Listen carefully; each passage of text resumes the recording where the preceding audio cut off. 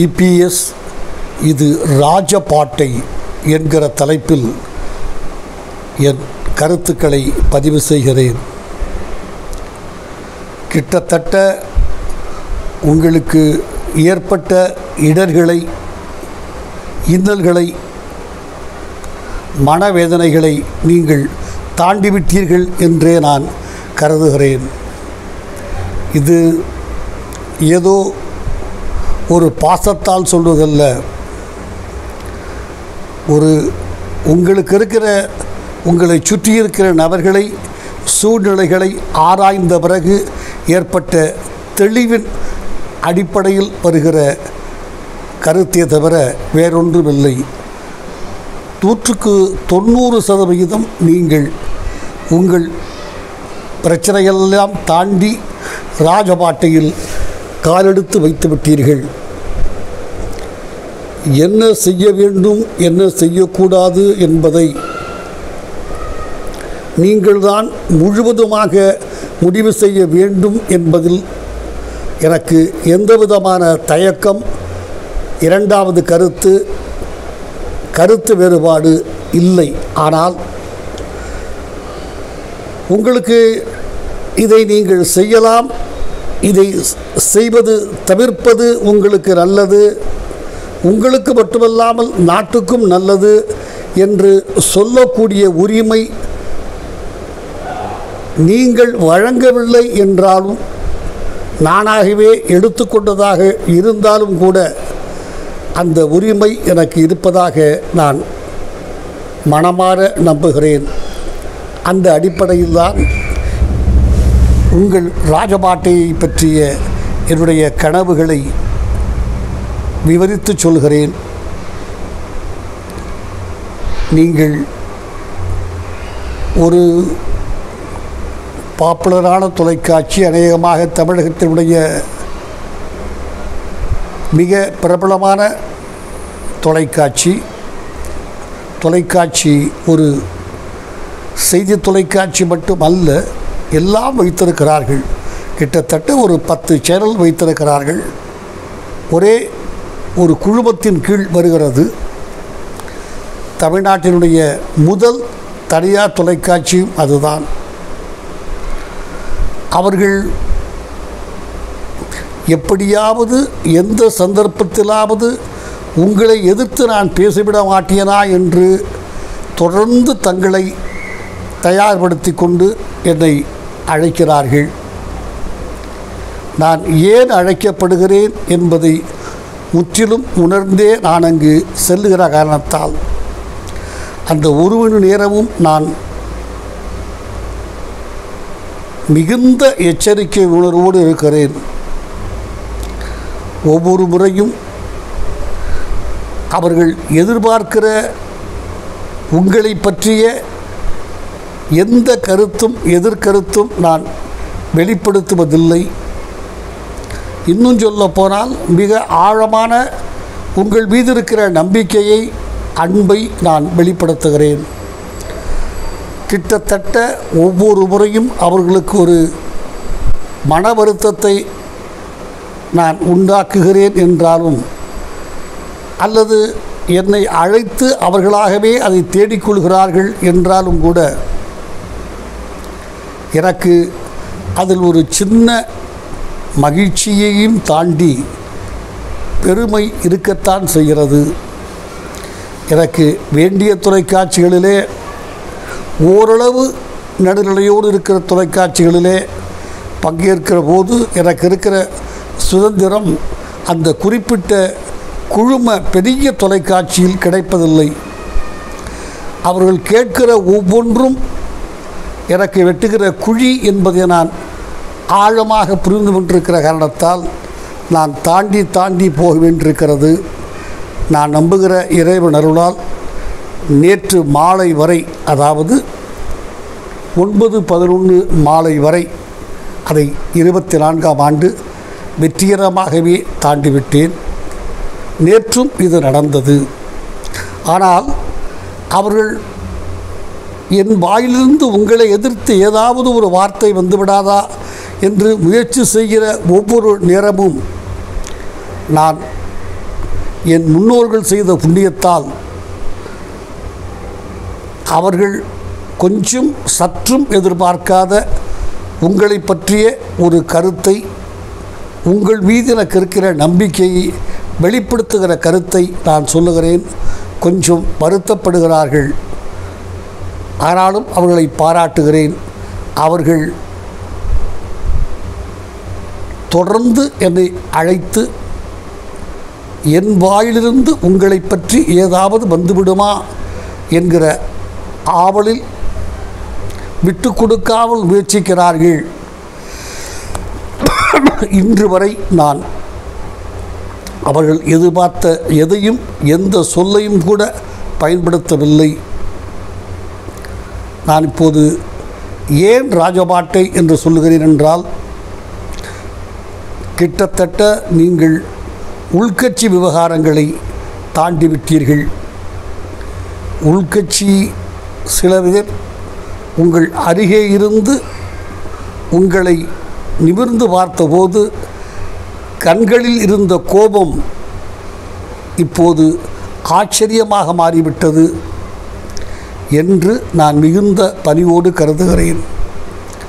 உங்கள் உழைப்பு, கூட இருக்கிறவர்கள் எங்கு குத்தினாலும் அதை தாங்கிக் கொள்ளுகிற ஆற்றல்,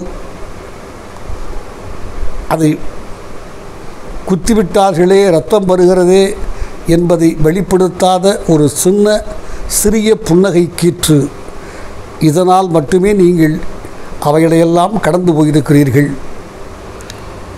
ஒன்று, எனவே அது முடிந்து விட்டது. உங்களுக்கு எது ஆரம்பிக்கிறது என்றால்,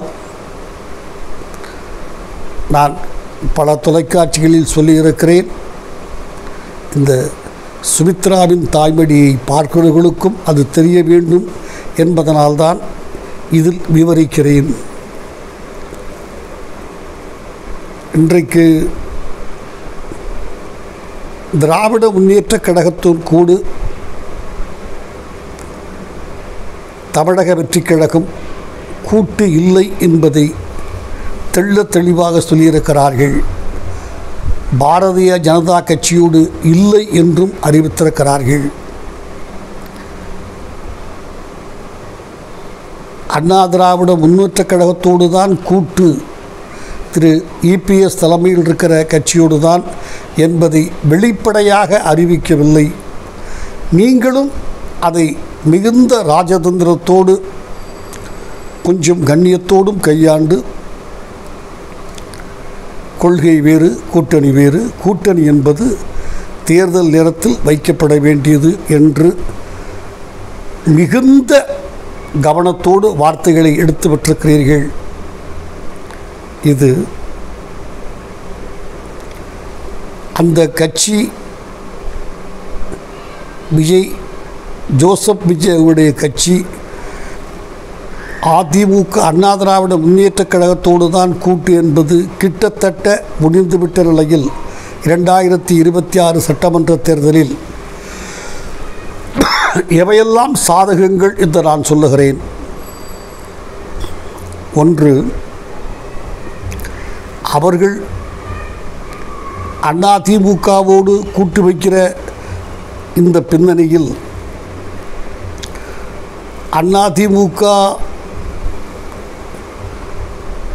மைனாரிட்டிகளுக்கு எதிரான கட்சி என்கிற கெட்ட பெயர் கொஞ்சம் கொஞ்சமாக விலகிவிடும். நீங்கள் பாராளுமன்ற தேர்தலின் போதே அதற்கான நடவடிக்கையை தொடங்கிவிட்டீர்கள். கிறிஸ்தவ மக்களை பார்த்தும் கேட்டீர்கள், முசல்மான்களை பார்த்தும் வாக்கு வேண்டும் என்பதை தெளிவுபடுத்துகிறீர்கள். ஆனால் கொஞ்ச காலம் பாரதிய ஜனதா கட்சியோடு இருந்துவிட்ட பாவத்தால் அண்ணா திராவிட முன்னேற்றக் கழகத்தை உடனடியாக மக்கள் மன்னிக்க தயாராக இல்லை, உங்களுக்கு வாக்களிக்கவும் தயாராக இல்லை. என்றாலும் கூட யார் எத்தனை சதவிகிதம் வாங்கியிருக்கிறார்கள், இன்றைக்கு வாக்கு யாருக்கு இருக்கிறது, இவையெல்லாம் எனக்கு உறுதியாக தெரியாது. நான் தெரியாததை சொல்லி மாட்டிக்கொள்ள எப்போதும் விரும்புவதில்லை. இவ்வளவு பெரிய புயல் அடித்த பிறகும் அண்ணா திராவிட முன்னேற்றக் கழகம் தமிழகத்தில் இரண்டாவது கட்சி இல்லை என்று யாரும் எதிர்த்து பேச இயலாது. ஒரு மிக மிக உறுதியான நிலை ஒன்று. திராவிட முன்னேற்றக் கழகத்தினுடைய கூட்டணி தனியாக அல்ல, வாக்குகள் அதிகமாகி இருந்தாலும் அது அவர்கள் சேர்ந்திருக்கிற ஒரு 7-8 கட்சியினுடைய மொத்த வாக்குகள். எனவே அதை திமுகவின் வாக்காக எடுத்துக்கொள்ள கூடாது, இயலாது, தவறு. அந்த அடிப்படையில் என் கணிப்பில் இன்றைக்கும் கூட திராவிட முன்னேற்ற கழகத்தினுடைய கூட்டணி கட்சிகள் வாக்குகளை ஒதுக்கிவிட்டு பார்த்தால் அநேகமாக திமுகவினுடைய மொத்த வாக்கு வங்கியை விட அண்ணா திராவிட முன்னேற்ற கழகம் இரட்டை இலையை சின்னமாக வைத்திருக்கிற அண்ணா திராவிட முன்னேற்ற கழகம் திரு எடப்பாடி கே பழனிசாமியை பொதுச் செயலாளராக வைத்திருக்கிற அண்ணா திராவிட முன்னேற்ற கழகம் ஆணித்தரமாக சொல்லுகிறேன், மொத்தத்தில் 100 ஓட்டாவது அதிகம். இதை நான் யாரையும் குஷிப்படுத்த, ஆனந்தப்படுத்த, அவர்களை கிளுகிழுப்பக்காக நான் சொல்லுபவன் அல்ல. திராவிட முன்னேற்றக் கழகம் கூடியிருக்கிற கட்சிகளுடைய வாக்குகளையெல்லாம் பிரித்து தனியே கொண்டு வந்து விட்டால் திராவிட முன்னேற்றக் கழகத்துக்கும் அண்ணா திராவிட முன்னேற்றக் கழகத்துக்கும் ஆன வாக்கு என்பது மிக குறைந்த எண்ணிக்கையில் 100 வாக்குகளாவது அண்ணா திமுகவினுடைய மொத்த வாக்கை விட அதிகமாக இருக்கும். இதனுடைய கணிப்பு. இந்த சூழ்நிலையில் அந்த கூட்டணி தொடராது என்பதை நான் 24 ஆண்டு ஏப்ரல் மாதத்திலிருந்து தொடர்ந்து சொல்லி வருகிறேன். என் மீது பல ஏச்சுக்கள், திரு எடப்பாடி பழனிசாமி எனக்கு பணம் கொடுத்து விட்டார் என்கிற என் காதுவிடவே சொல்லுகிறார்கள். திமுகவை சார்ந்தவர்கள் சொல்லுகிறார்கள். அந்த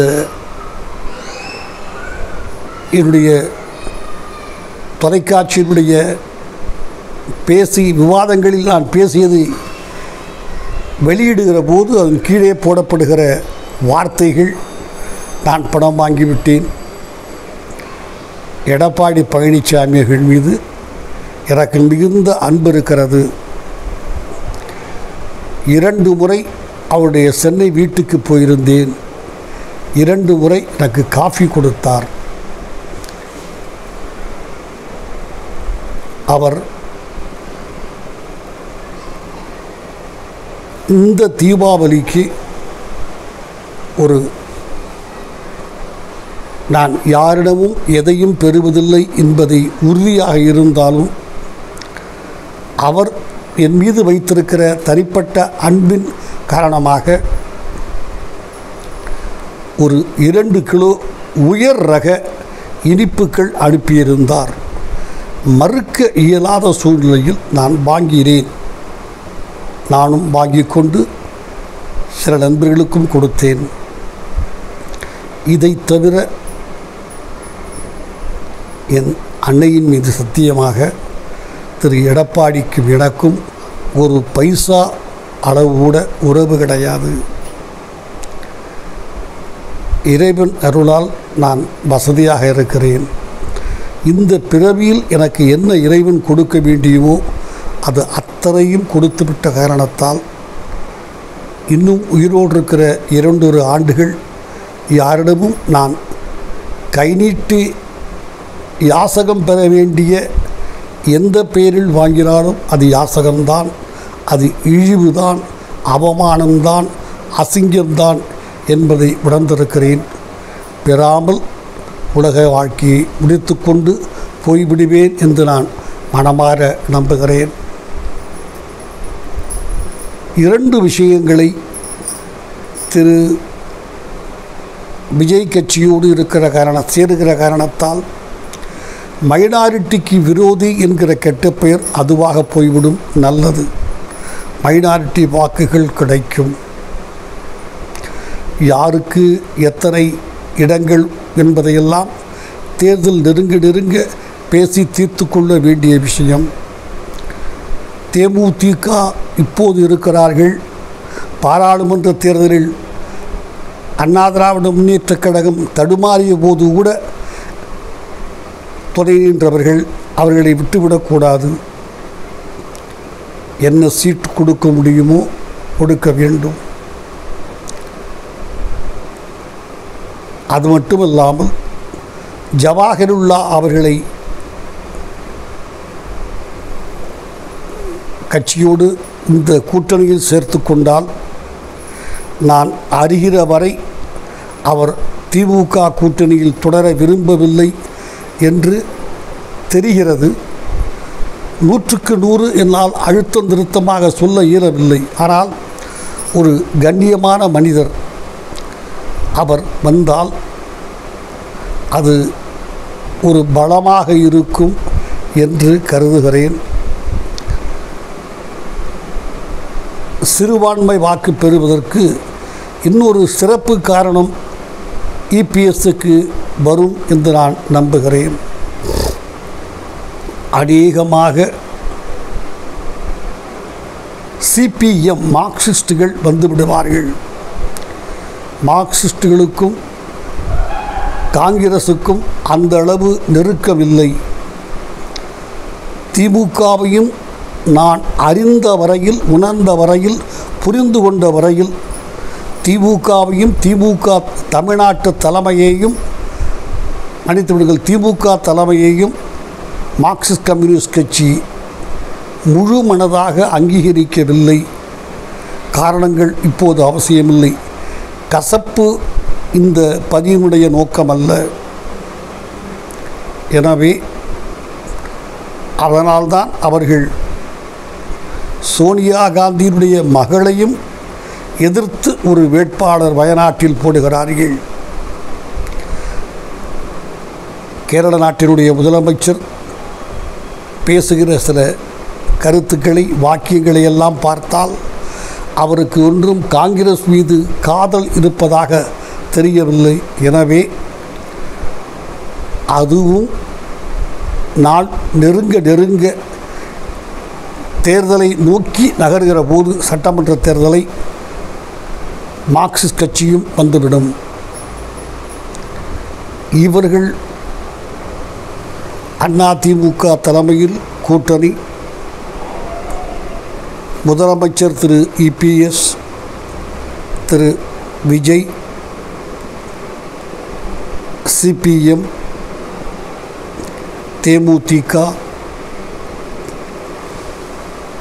இவர்கள் இந்த கட்சியை மனிதநேய மக்கள் கட்சியா, திரு ஜவாஹிருல்லா, இவர்களையெல்லாம் ஒரு அணியில் கொண்டு வந்துவிட்டால்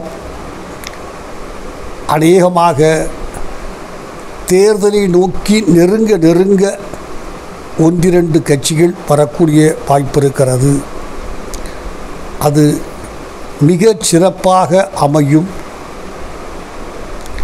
கிட்டத்தட்ட வெற்றி கிடைக்கக்கூடிய எல்லா வாய்ப்புகளும் இந்த கூட்டணிக்கு இருக்கிறது. ஒரு குறை சொல்ல முடியாத கூட்டணி என்றே நான் கருதுகிறேன். திரு எடப்பாடி பழனிசாமிக்கு மட்டும்தான் ஒரு முதலமைச்சர் பதவியிலிருந்து 4.5 ஆண்டு காலம் வெற்றிகரமாக ஆட்சி நடத்தியிருக்கிற அனுபவம் இருக்கிறது. எனவே அவர் தலைமையை, அவர் முதலமைச்சர் நாற்காலியில் அமர்வதை ஏற்றுக்கொள்வதில் யாருக்கும் சிரமம் இருக்காது. திரு ஸ்டாலினை விட, திரு உதயநிதியை விட திரு எடப்பாடிக்கு 100 மடங்கு அதிகம் தகுதியும் அனுபவமும் பெருந்தன்மையும் இருப்பதாக நான் கருதுகிறேன். எனவே இந்த ராஜபாட்டையில் பயணிக்க திரு எடப்பாடி எல்லா முயற்சிகளையும் எடுக்க வேண்டும் என்று நான் இறைவனை மனமாற வேண்டி கேட்டுக்கொள்கிறேன். நன்றி, வணக்கம்.